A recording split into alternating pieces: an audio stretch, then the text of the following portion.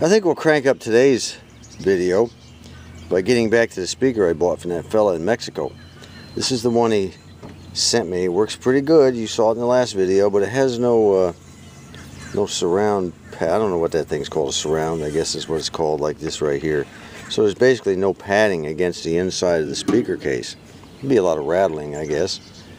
And so what I'm going to do is I'm going to steal the one off the old speaker, and you can see the condition of the old speaker. It was in really bad shape. It was almost beyond repair anymore. I mean, the sound was just horrible. So I'm going to take this old knife here. I'm just going to score all the way around. I'm going to remove these things. I'm going to flip them upside down and glue them into here. I had to drill all new holes. None of the holes matched up for this speaker with this. So here I just got done taking it off my drill press, where I drilled all brand new holes, and it fits nice now. So let's get that thing cut out. Well, I've got it off the old speaker, the surround. Now all I have to do is glue it. I trimmed it up, cleaned it up a little bit. All I have to do now is glue it in. I'm going to use some hot glue. I'm just going to put like a dab here, a dab there, and a dab there, just enough to hold it. So if it ever has to come out, you can take it out without overly damaging it. So let me go ahead and put those spots in, get it in, and maybe we can get it back in here and listen to it here in a few minutes. How about that, huh? Boy, that's got a good sound to it. So much better than the other one.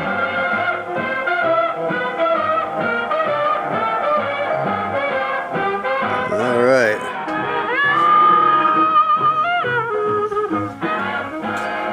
Well, not bad for an $11 fix.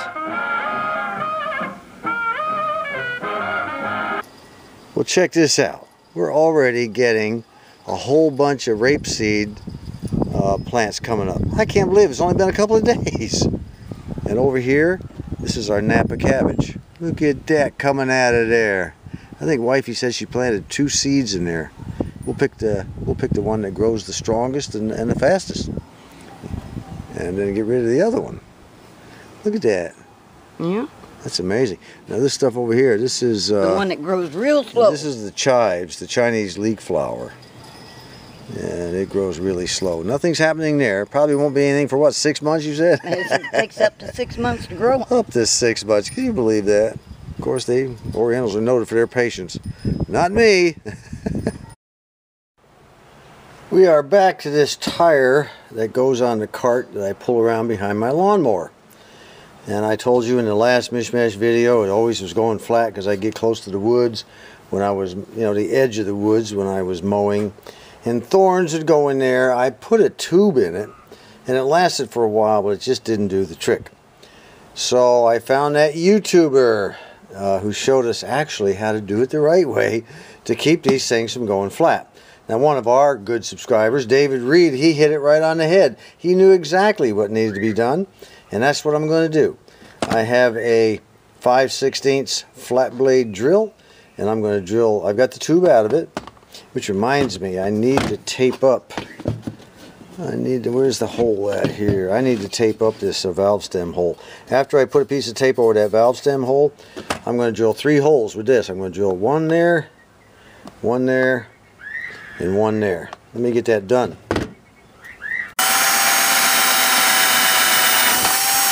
Alright, I've got the 3 holes drilled. 1, 2, let me get a little focus here. There we go, 2. And where's the third one? Right there. Now what we're going to be doing is taking this foam, expandable foam made by Dow. It's called Great Stuff, sold by Walmart. The old boy that showed us how to do this on YouTube said he tried Great Stuff, and he tried, I think it was GE brand, and the GE can never emptied all the way, but the Great Stuff did. So he recommended it, and by golly, I went ahead and bought that stuff. I think it was $2.97 a can, and I bought 2 cans for each tire. I may have some left over. Anyway, it comes with this straw thing that you don't press it down, you screw it on. You screw it on like so until it's tight. And once she's on tight, you're supposed to dispense this stuff slowly by simply pulling this handle, sticking it through the hole on the tire. And we're going to basically just fill this entire thing up. Now, the old boy on YouTube that showed how to do this. He took foam rubber. He had some old foam rubber pieces, you know, the kind that you would like put around pipes to insulate them. He had a few pieces. He cut them up and he stuffed them down in there in the tire. He just, you know, bent it down and stuffed them in there to take up space so he wouldn't have to use so much foam. I don't have any of that stuff, so I'm just going to go ahead and squirt until she's empty.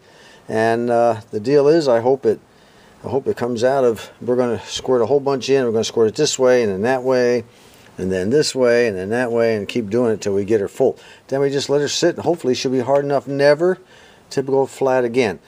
Don't get it on your skin. It says use gloves, use eye protection. We can do that. Let me make sure the top is tight on here and then we'll come back. Alright, I'm ready to do it. Let's go ahead and stick that down in there and see what happens here.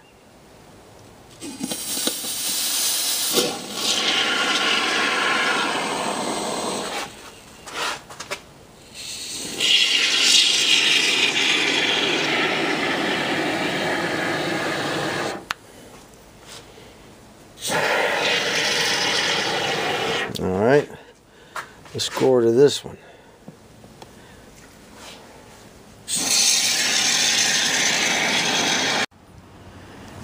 It is time to grow some more corn. I've already planted that box down there. We're going to plant this one now, and I've soaked these old corn seeds, I guess, for about 30 hours. Now we'll go ahead and plant them. I'm going to put 2 to a hole until I run out of seeds. Well, that's all done. I'll tell you what do you say we go inside and take a look at a package I received today? Some of you might be interested in that. Well, here it is, small package, lightweight, and it came all the way from Gong, Shenzhen, Guangdong, China. Let's open it up and find out what it is. Well, I wanted to finish this outside, but the old wind started getting worse and worse, you know, not gale type wind, but enough to mess up the camera, you know, the microphone. So we're back in here on the workbench. So let's go ahead and finish opening this thing up.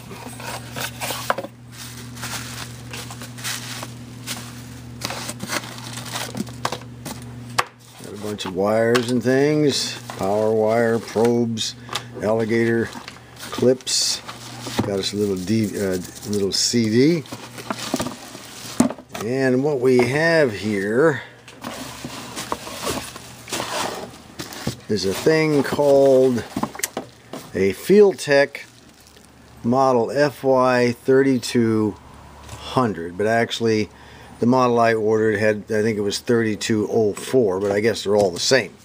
So let's go ahead and finish unwrapping it and see what it is. Well, there she is, folks. This is the neatest thing. You know, I said that I wanted to replace my signal generator because it's so huge and bulky. It works perfectly, but it's one of the old tube type triplets. This will do it. And I also said I wanted to replace my frequency counter, my Heath kit. This will do that. So I'm going to have lots of room here shortly on this workbench. And this little CD that comes with it, this thing, you know, you can hook this into your computer, and we'll put the CD into your, you know, CD-ROM drive, and then hook up your computer with this thing to the back of this thing, and you can generate a waveform. Now, if you're a designer and an experimenter, you can design a waveform using the program on this CD, and then you can feed it into the signal generator, and it'll put it out. And then you can tweak it and peak it, and, you know, increase amplitude or increase frequency. You can make it look and work perfect the way you want if you're doing designs. I thought that was cool. I will never use it, of course, but, you know, for someone who, you know, has a need for it, that's good stuff there. So these two items will never be used by me anyway, the CD and the cable, the USB cable. And we have our power cord here, and we have a this is that 2-channel output. They give you 2 cords. That was kind of neat. 2-channel output, channel 1, channel 2. This thing here will give me a wave, a signal generator wave. It will also, it's a frequency counter. I wish the display was a little bigger. That's the only thing I have against it. But it is a frequency counter, which was really neat. And the best part about it is the sweep generator. You can set your sweep, you know, to a certain time where it'll sweep past a certain frequency, and basically it gives you an average, okay? And you can see that average on an oscilloscope. So now that we have our power supply, and we now have our signal generator and frequency counter and sweep generator all in one, which was just neat as can be. I wasn't planning to get this, but I just happened across it and I said, wow, that's really slick. That'll do exactly what I want. Now, there's not much to it. It's very light and very small and compact. If it does the job, I'm happy.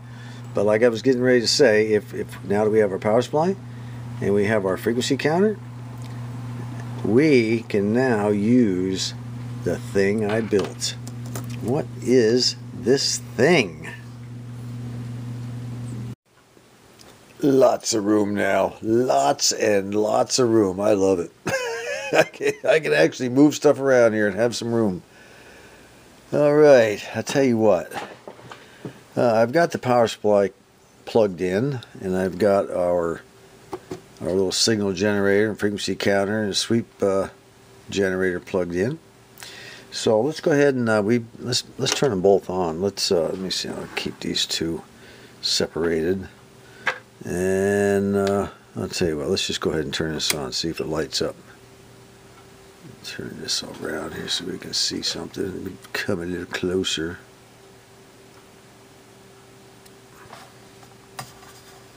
Yeah, get the light just right where we can see here. And maybe if I just turn it on. Man, I'm having a lot of problems. Oh, okay, there we go. Now we're good to go.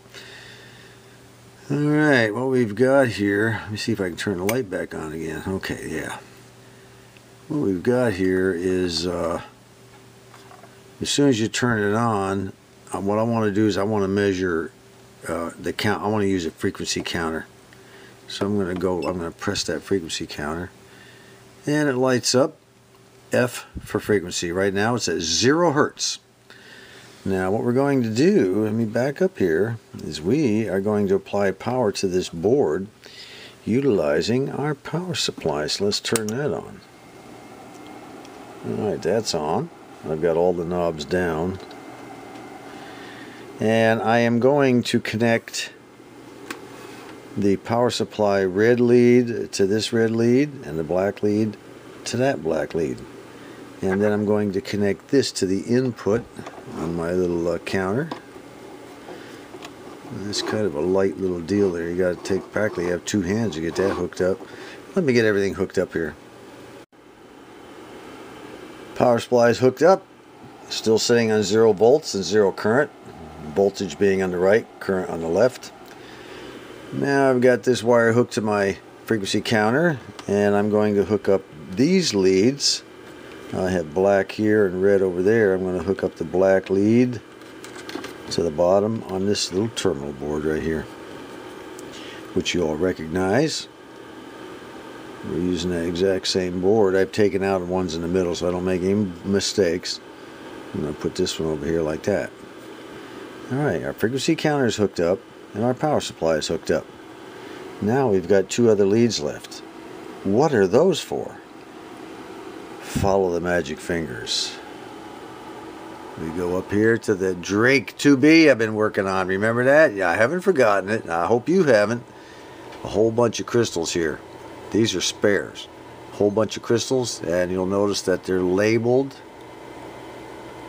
It's 40 meter, 20 meter, and then 3 10-meter bands that this thing has. They're sub bands, okay?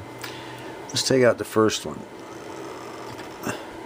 Now this one here, if I can get to where it'll focus.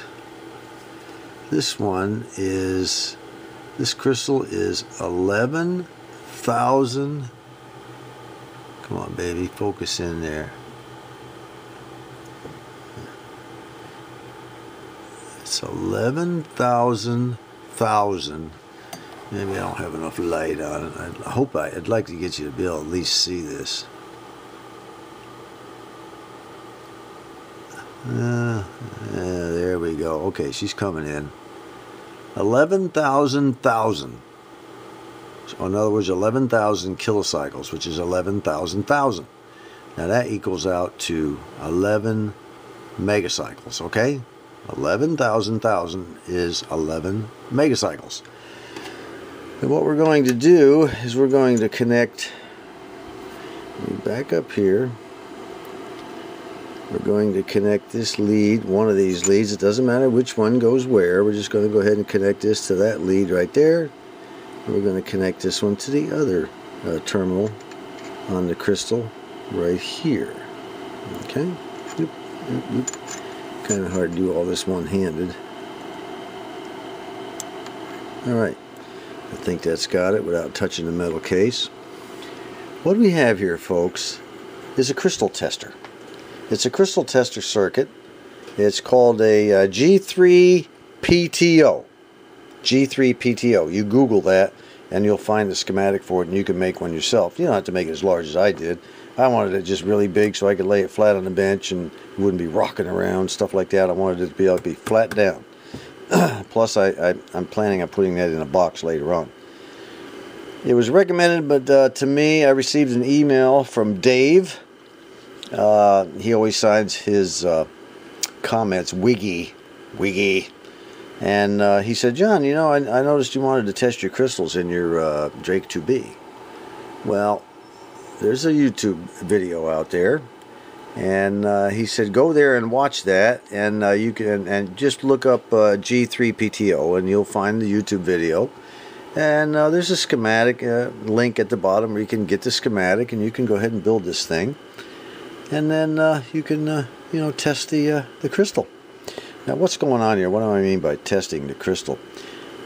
Crystals vibrate at a certain frequency. Every crystal has its own frequency that it vibrates at, depending on how thin it's been cut. Crystal is a rock, you know, and depending on how thin, and I think there's various factors that control the frequency at which those crystals oscillate inside those cans. Now, I'm not sure if the size has much to do with it. You know, I'm really not into the technical side of crystals. You know, I really don't care. I just know they're supposed to vibrate at a certain frequency, and now I have a test circuit to find out if they're any good. You know, these are some old crystals. They do have a tendency to go to pot over the years. They have a tendency to lose their ability to vibrate at a given, or oscillate at a given frequency. So this little tester will tell me how well we're doing. Let me get a pencil and something I can point with, and we're going to go ahead and crank up the voltage on this little power supply. Now, the current will be much less than 100 milliamps.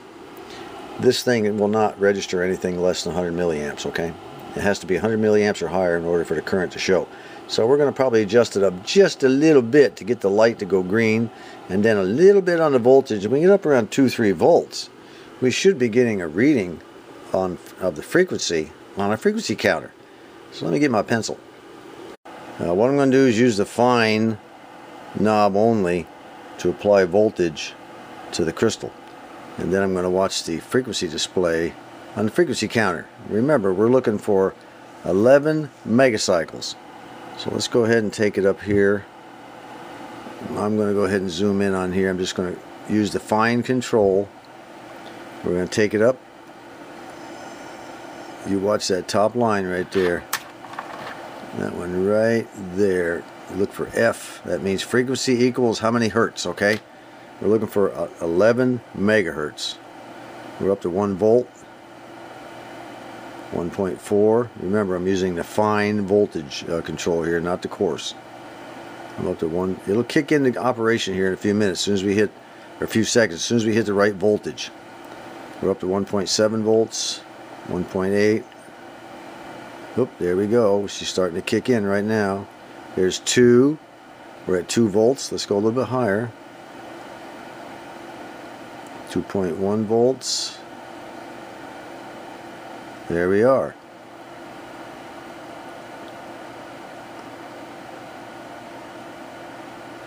There she is, 10 point.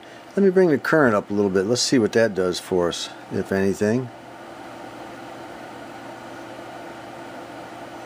Nothing at all. Alright, 10.984 megahertz at 2.3 volts. Let's take it up a little bit higher and see what happens. Let's see what kind of display we get. Oh, there we go. All right, there we go. 10 point. All right, she exceeded it. She's going a little erratic now. Got to keep the voltage a little lower. What I did there was overdrive it, okay? All right, we're sitting at 2.8 volts at 10.998 megahertz. Good crystal. Well, we run into a bit of bad luck. Now, this is our original crystal, the one we started out with. All of these crystals are bad. Somebody loaded this radio up with bad crystals. I haven't tested these others yet. We're going to do those next. But every one of these things can't get a single, not one bit of oscillation out of any of them. Not even 1 hertz.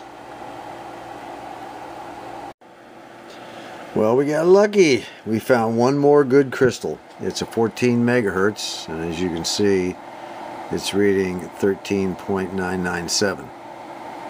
So 2 crystals out of all of them.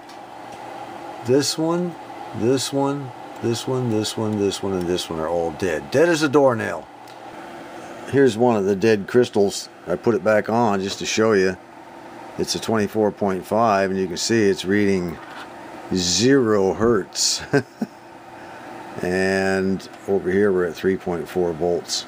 So they're all like that with the exception of 2 of them. Big bummer. Anyway, at least you all got a chance to see the little old crystal tester. And remember, it's available. The schematic is available where I told you it's at G3 PTO, I believe it was. And I appreciate Dave, who goes by the nickname Wiggy. I appreciate him contacting me and telling me about this. This made life a whole lot easier, especially with my spank-to-fire brand new test equipment. Okay? Doesn't take up a whole lot of room. I'm a happy camper. You know, it's a long time coming. I still got a couple more pieces to go, but that's going to be a while. Incidentally, next month I will be going to the Hamvention up in Dayton, Ohio. I've already paid for my rooms and all that stuff. I'll be traveling up there with some members of our Faulkner County Amateur Radio Club here. There'll be about 6 or 7 of us.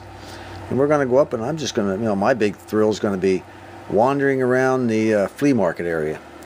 So I will be there. We're going to be there on the, we're leaving on the 18th, and we're not, which is Wednesday. And we'll be departing on Monday, which is what, the 22nd or something like that. 18, 19, 20, 21, 22, maybe it's the 23rd. It'll be from Wednesday, the 18th, all the way through till the following Monday. That's when we depart. Well, it's the next day, and guess what? I guess we can chalk this up to a colossal failure.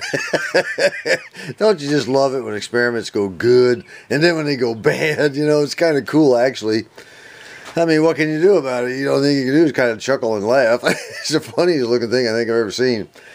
But I didn't realize there were so many cracks and holes in that tire, and by the time I realized, it was too late, you know. So guess what we're going to do with that?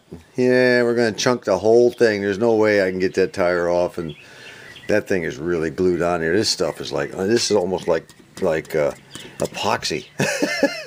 Anyway, the tire is still soft. It's not. I'll try it, but I don't think it's going to work. Anyway, a little food for thought there, folks. Had those holes not been there, that tire would have filled up perfectly and not come out through anywhere. Anyway, let's just call this video over. We'll end it on a complete down note. Until next time, this is John.